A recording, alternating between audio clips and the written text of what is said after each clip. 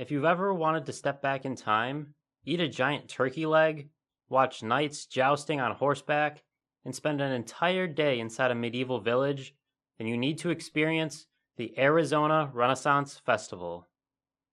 In this video, I'll break down everything you need to know before you go, what it is, when it happens, how much it costs, what to eat, what to wear, and tips that'll help you make the most of your time at the festival. Whether it's your first Renaissance festival or you've been to a few before, this guide will help you go in and have a great time. So what is the Arizona Renaissance Festival? The Arizona Renaissance Festival is a massive outdoor, fully immersive event that recreates an old-time European village. From the moment you walk through the gates, you're surrounded by costume performers, live music, wandering characters, and themed buildings that make it feel like you've traveled back in time. There are multiple stages with non-stop entertainment, a huge marketplace filled with handmade goods, full-scale jousting tournaments, and enough food to keep you full all day, and maybe the next day too. This isn't a quick stop kind of event. Most people spend 5 to 7 hours here without even realizing how much time has passed. So if you're planning to head to the Renaissance Festival, plan to be there for a while. When and where does the festival take place? The festival usually runs 9 weekends every year, usually from late January through late March. It's open Saturdays and Sundays, plus President's Day, and each day runs rain or shine.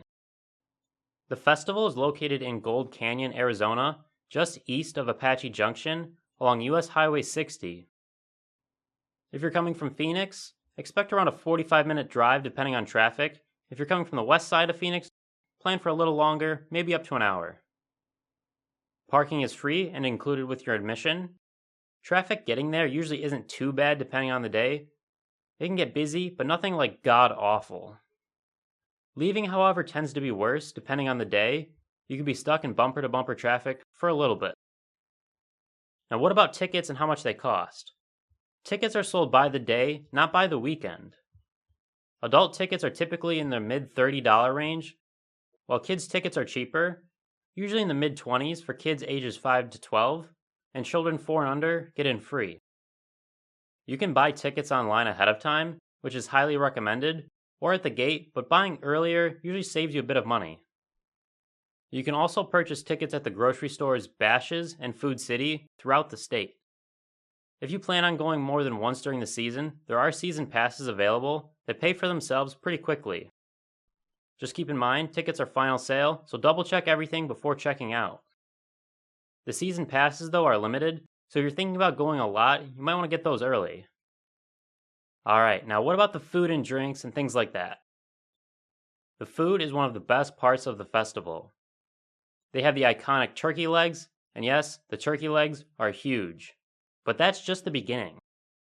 You'll find steak on a steak, sausages, bread bowls filled with soup or chili, fish and chips, falafel, and a ton of sweet options like funnel cakes and gelato.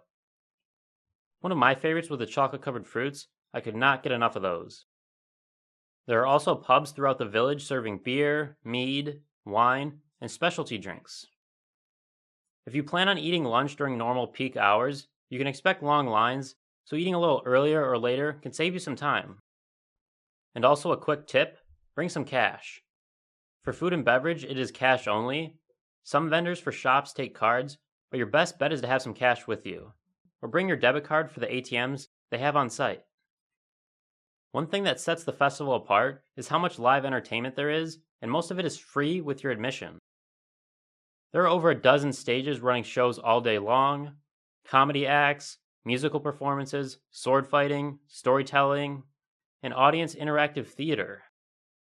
The first show I checked out when I got there was the Adam Crack Fire Whip show, which was everything from musical whips to trick shots. Very cool. Wandering around, there is always something going on that you can check out. Even when you're just walking around, performers will stop you, joke with you, pull you into the world of the festival. The constant interaction is part of what makes the experience so memorable. And of course, there's the joust, which is probably my favorite part. This is the centerpiece of the festival, where armored knights charge each other on horseback in a full tournament setting. It's loud, dramatic, and absolutely worth building your schedule around. If you want to check the joust out, make sure you get there a bit early before the show starts. I'd recommend at least 15 minutes, as seats do fill up in the arena pretty quick. They do 3 performances a day, with the final joust at 5 o'clock being the last show of the fair each day. Now at the festival, they have tons of options for souvenirs. The marketplace is massive, with hundreds of artisan vendors selling tons of handmade and unique items. You'll find leather goods, swords, jewelry, glass art, candles, pottery, costumes, and a bunch of other unique souvenirs. Many of the artisans actually make what they're selling, and some even demonstrate their craft while you watch. If you see something you love, grab it when you see it. Finding the same booth again later can be surprisingly difficult with how big the place is. And then there's the Pleasure Fest. If you want a more structured sit-down experience, the Pleasure Fest is something to look into. It's a ticketed multi-course Renaissance-style meal held inside a dedicated feast hall, complete with live entertainment and audience participation.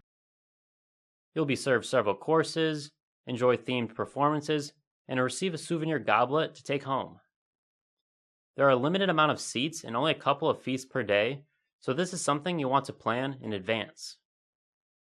Each weekend of the festival has a different theme to it. They have things like pirate weekends, royal court weekends, or time travel themes, just to name a few. The theme affects the costumes, special performances, and sometimes even food offerings. If you're planning to dress up, consider checking the weekend theme ahead of time to make the experience even more fun. Alright, now what do you wear and what do you bring to the festival? Costumes are absolutely welcome, but you don't need one. You'll see everything from full Renaissance outfits to casual modern clothes and everything in between. No matter what you wear, you'll want comfortable shoes to walk around in. You'll be walking a lot and most of it is on dirt paths. Bring some sunscreen, stay hydrated, and dress for the weather. Even in the cooler months, the Arizona sun can sneak up on you. And if you plan on drinking, don't forget to bring your ID. And some final tips for first-timers. Get there early. The earlier you arrive, the more you'll see with shorter lines. Grab a schedule when you enter, so you can plan around shows you don't want to miss. If you can, eat earlier than normal lunch hours to avoid the long food lines. And most importantly, slow down, take it all in, and have a fun time wandering and interacting with the festival. Let yourself get pulled in and really immersed in the experience. You can really make the festival experience your own. You can bounce from one thing to another and get as much in as you want, or you can take your time, slow down, and do it that way. If you're looking for a full day experience that mixes entertainment, food, history, and some pure fun, the Arizona Renaissance Festival is absolutely worth the trip.